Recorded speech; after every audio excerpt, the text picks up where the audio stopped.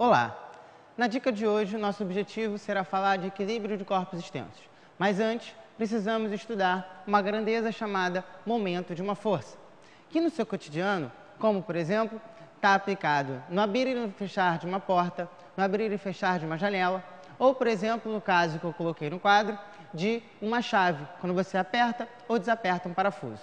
Essa grandeza, momento, depende da força que você aplica e depende também da distância dessa força até um ponto fixo, até um ponto de apoio. No caso aqui, representado pela letra D.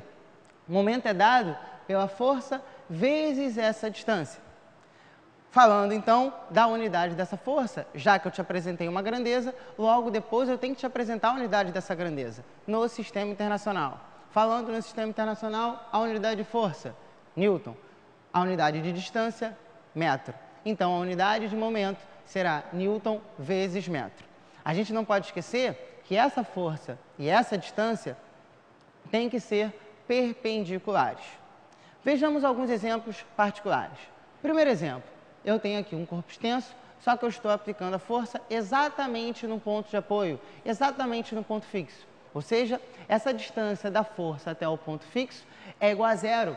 Esse D é igual a zero. Então, quando eu pego F vezes zero, o momento vai dar quanto? Zero. Significa que esse corpo não vai girar. O momento dessa força vai ser igual a zero. Segundo exemplo, quando eu faço uma força paralela a uma determinada distância. Como eu tinha dito antes, a força e a distância têm que ser o quê? Perpendiculares. Ou seja, se eu fizer uma força paralela, o momento dessa força vai ser igual a zero. Esse corpo extenso também não vai girar. Terceiro exemplo, quando eu faço uma força oblíqua a essa distância. Como a força tem que ser perpendicular, eu preciso fazer o que com essa força? Decompor essa força. Vou decompor em duas componentes. Vou decompor em Fy e vou decompor em Fx. Agora, a gente volta para o que a gente estudou antes.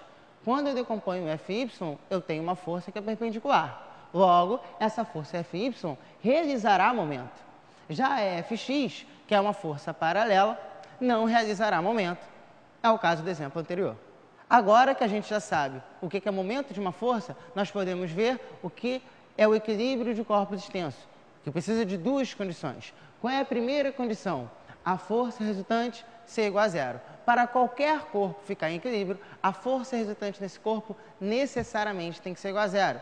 Só que a gente está falando de um corpo extenso, então ele também não vai poder girar.